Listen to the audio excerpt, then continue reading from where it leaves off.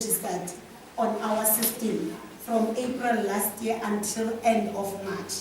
But the report that I'm having now is the one for the Free State Province. As I have indicated earlier on to say, I do not have the national report at the moment. For instance, when looking at the number of our target for the previous financial year, that is 2013-14, for the Free State, it was 40,000 people that we must register on the system. And we have registered 43,496. That is last year. And then the ones that were provided with our employment counseling services, career guidance services, it was supposed to be half of the 40,000. We're supposed to provide career guidance services to 20,000 work seekers. So we have provided it to 27,724 in our province. And then those that have been placed in employment opportunities, our target, it was 1,520, but as a province, we have placed 3,421. And we're even boosted by Sasol firm, Sasol company in Sasolburg. They have recruited a huge number from our system, especially in the area around Sasolburg, Abu Paris, and so on. So they've placed a number of people with regard to skills development, those that they need in terms of the company. So we have placed 3,421. So the reason why I'm also giving you the figures, I know sometimes when something is for free, people, they don't buy into it. You believe to go to private employment agencies, where you pay a certain amount. Again, you pay with the private employment agencies. Yes. You pay. And sometimes, some of them, when you go there, they register you, they charge you a certain amount. The next thing, when you go there 2 months, 3 months down the line, they are nowhere to be found. Because some of them, it's fly-by-night businesses. All of us, we are initiating our own businesses. We want to make money. So it is also important for you to check whether the private employment agencies is registered with Labour Department. Because in order for them to render that service, they must be registered with the Department of Labour, and they must also display the registration certificate. It must be visible for you to know that, or to see that this agency is registered with Labour Department, So those are the services that we are rendering as the Labour Department. I'm not sure, Program Director, whether I must give them an opportunity to ask me questions with regard to my presentation. But I also brought along the pamphlets. I brought along the pamphlets that you can make use of as a self-guide document that you can use in terms of the application forms, do's and don'ts, the system itself, the CV, job interview, the places where you can go and look for a job.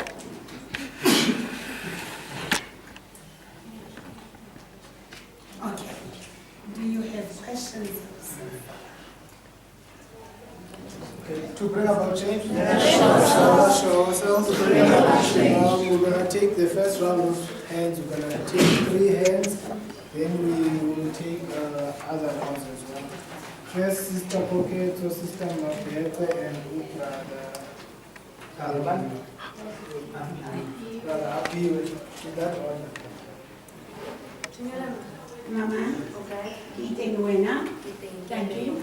I just wanted to know if there's an online process for registration, since some of us can't really go to the actual office.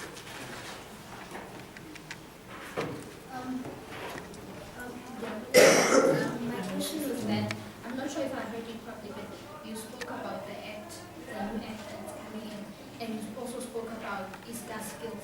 So my question was that, how is the Department of Labour working with other departments, especially when you look at social development, when you look at education, when you look at nursing?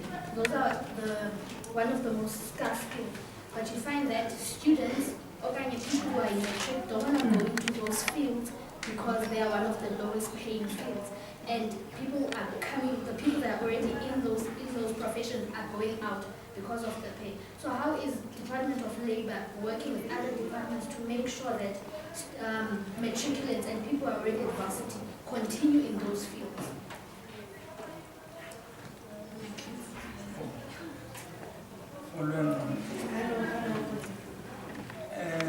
Nangakubuza mama. Nikhona kwindawo zonke. Yes. Okay. Zonke indawo ikhona, iyafumaneka. Yes. Oh, that's your question in that one.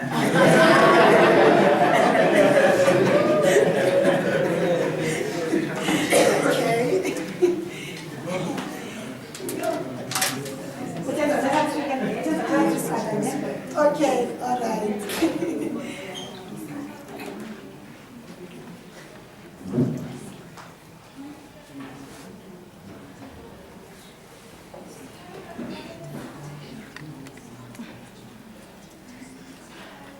Okay, the first question is on our ESA system online registration.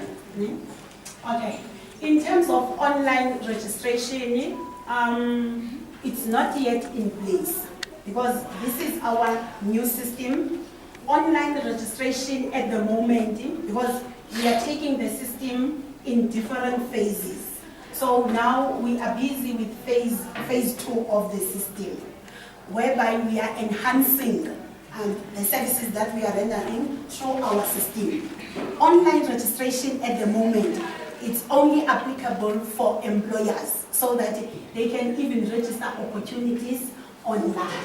But then for our work seekers or for our clients, what we are doing, we refer them to our nearest labor centers, or when we do our community outreach programs, when we do our advocacy information sessions, because we even go out and market our services or inform our communities with the services that we are rendering. So what we do in such cases, since we do not have online registration, even in rural areas or small towns, we have our manual system, whereby we take the application forms, we give them to our clients to complete. After completing the application forms, we take them to the office and capture them on the system. So as soon as our online is ready for work seekers, public will be informed with regard to that. I think I have responded to that one.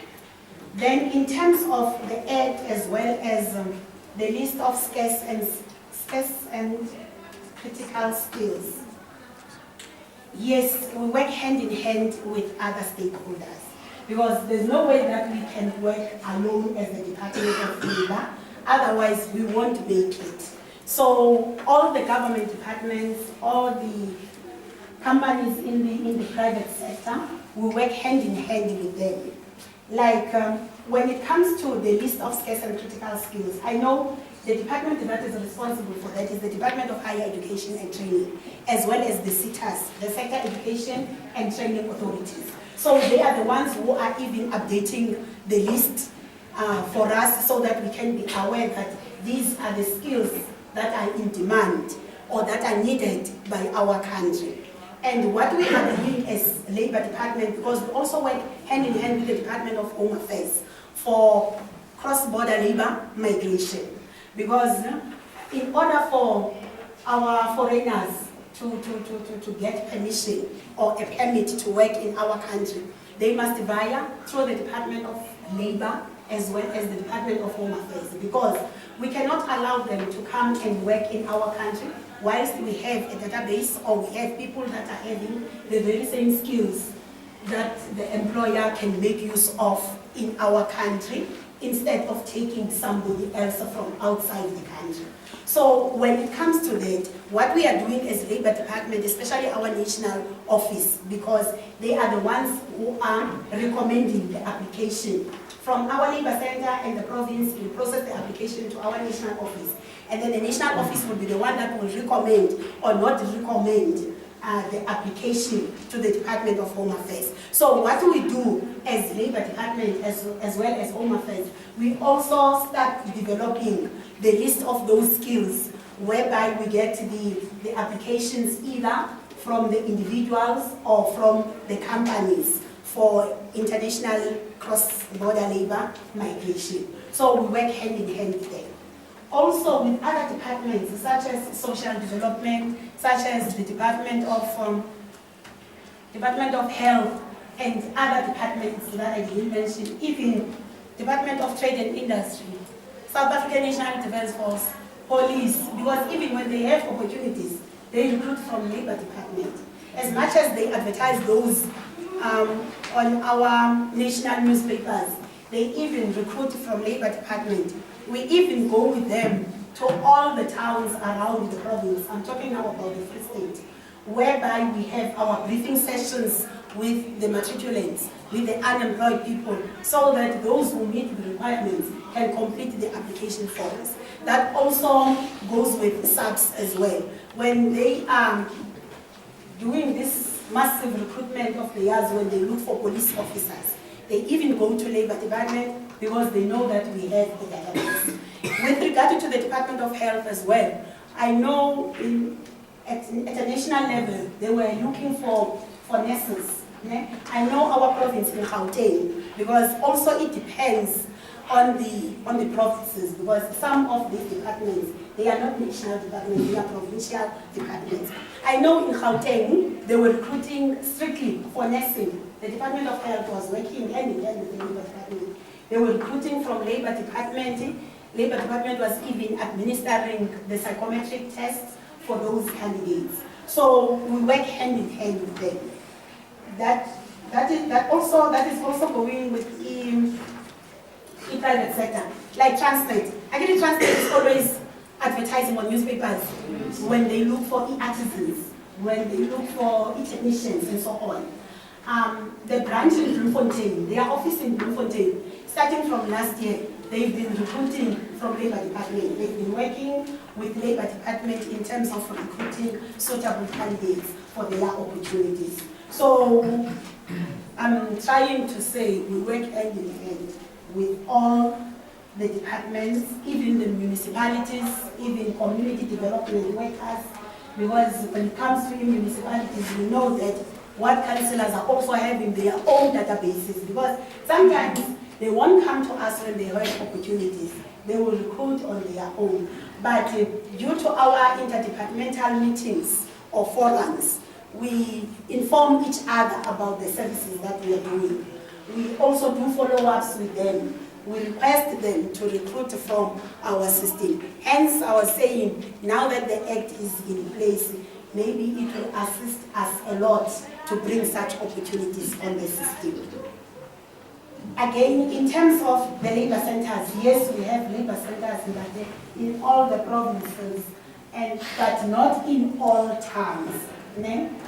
At the back of each and every pamphlet, you will see that we have listed the list of the provincial offices as well as all the labor centers that are in our provinces. I think in total, it's 125 our regional offices across the provinces. So you will even get their telephone numbers at the back of each and every pamphlet. Are you covered, sir? Yeah.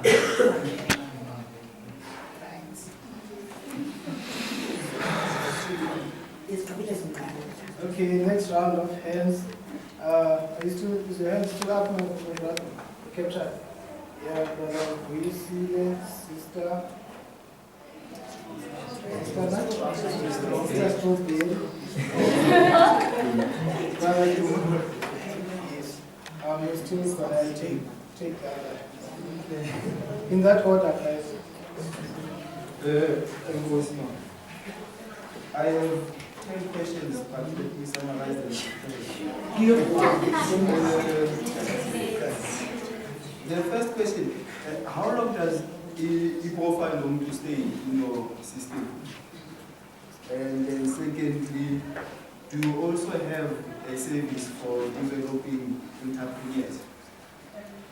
And then lastly, are you catering for all qualifications and careers? Are you also including the grade 12s in the system? Yes.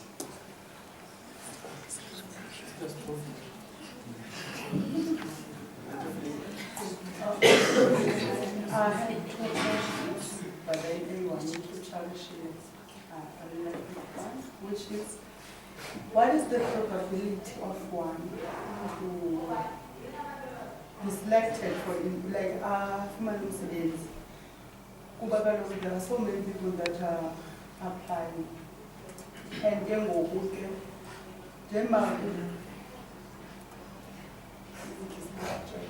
Jemba si apply sonke. Does the employer, if you fail to uba ufuna umsebenzi kule, do uLabour futhi aphinde amfakele kwenye indawo okanye?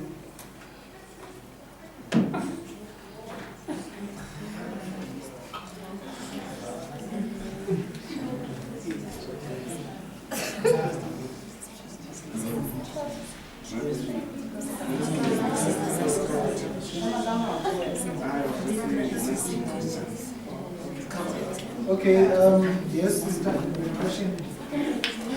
I was asking in terms of, I heard that you render different services, career guidance especially. What if I know a school back home which is very disadvantaged, like it's grade 12 students where they don't actually receive any career guidance and what's happening in tertiary?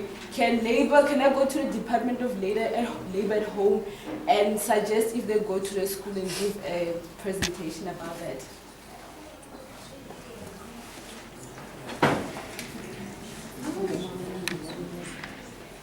Can I respond to that? Okay, thank you. The first question on your profile on our system.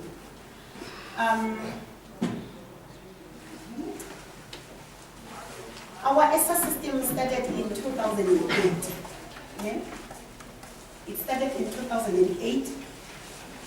Then, as it is 2014 this year, what we are doing, because usually, in terms of our performance information management, at least the information should stay with us for 5 years. It's valid for 5 years. You cannot go there and maybe I open up a file for you. Next year, I throw that file away. What if you come back 3 years or 4 years down the line? So at least it stays with us for a period of 5 years. When it comes to the system itself, like as it started in 2008, what we are doing currently, starting from January this year, we are cleansing our system, whereby we are contacting our clients to find out whether are you still available for employment opportunities or not. Because remember, it is a huge database. Maybe I might also be touching on other questions that have been asked in terms of my responses. We have a huge database, and it's not possible for us to place everybody at the same time because we are not initiating opportunities. We rely from somebody else, but not forgetting that when we have opportunities as Labour Department, especially for entry-level posts, we do not advertise those. We make use of our system. For instance, from SR3 up to SR6, we recruit from the system. So it's advisable that we register there because when we have opportunities as Labour Department, even for internship program, also for contract workers, because we are also decentralizing our services to the provinces and to the Labour centers. They are not only offered at our national office. So at the moment, they are even busy recruiting for interns for our COIDA unit, for interns for our EIF unit, So if you are interested, visit our nearest labor center and register there so that you can get such opportunities. So what we do at the moment, we are busy cleansing the system. We have verified that information, and we even started with the women as well as people with disabilities. We are checking and verifying whether they are still active, they are still looking for opportunities, or they are already placed. So that is what we are doing in terms of your profile on the system. You don't just register this year and then next year we take you off the system. In terms of entrepreneurs, I have indicated that when it comes to our life skills program, we even present workshops on entrepreneurships, on cooperatives, whereby we encourage people to start their own businesses. And we don't do that service alone. We even link you with SEDA, Small Enterprise Development Agency, because they are even offering free courses on businesses that can assist you to make your business to be sustainable. So we render that service in terms of our workshops, in terms of linking you with the relevant stakeholders that can assist you in terms of your business. Then, when it comes to the registration of individuals on the system, we register everybody, whether you have a low level of qualification or a high level of qualifications, whether you are skilled, semi-skilled, unskilled, whether you have a sub-B or you have a 0 grade, we register everybody on the system. Then, as much as we register everybody on the system, when it comes to the criteria, the system will match individuals who meet the requirements. The requirements that are indicated by the employer. The employer tells us that labor, I'm looking for matriculants between the age of 18 to 22, those who are having maths and science, I'm making an example. Or labor department, I'm looking for an HR practitioner. A person must have a diploma in HRM with 1 or 2 years work experience. A driver's license must also be there. So we recruit based on the requirements of the employer. I know sometimes we tend to be impatient to say the system is not working. And we cannot say to you, when we register your information on the system, next month you are going to get a job. Or tomorrow you are going to get a job. No, we don't say that. Because we are depending on the employers. And we are depending on what they are looking for. So we register everybody on the system. Even those that we call them, they are underemployed. And if there are those people that are underemployed, maybe you have your degree or your diploma, but you are doing a job on a matric, or you are doing a job on a grade 10. So that person, he or she is also still looking for employment opportunity, including myself. Now I'm looking for a job. Are you aware? Yeah, all of us, we are looking for employment opportunities. And it, okay. So what we do there, we register everybody here on the system, and it depends again on the criteria that has been put on our table by the employer to say, I'm looking for a person who has got A, B, C, D, E, just like when they advertise on the newspapers. So we make use of that criteria. And if you didn't get an opportunity, or let's say you were matched by the system, then we refer you to the employer. You went through the selection process up until the interview, but still you were not one of the suitable candidates. So what do we do, Tina, from our side? Once we refer a list to the employer, we also have our own procedures. We have our own time frames to say, I have given employer A 10 people for this opportunity. So after a certain period, it's my responsibility to go back to the employer and check whether out of the 10 people that I have referred, how many did they place? Then if one person or 2 people have been placed, then what I will do, I'll get the details from the employer, I go back to the system, then I change the status of those people to say, Ubeira has been placed. But, or Emily or Lindy, where they are not yet placed. So it will mean, if there will be any other opportunities, and the system has matched you with those opportunities, then you will be called again. School services. Unfortunately, I know previously, prior 2001, we were also rendering vocational guidance services, whereby our target is gone, especially kids at standard 7, grade 9. Because remember, at grade 9, they have a challenge to choose a subject for the following year. And those subjects that they will be choosing in grade 10 are the ones that will even determine their career choices. Unfortunately, now we are no longer going to schools. Our target is strictly the unemployed. So when it comes to schools, and it's like now, the Department of Education is saying we do have school counselors. We do have educational psychologists.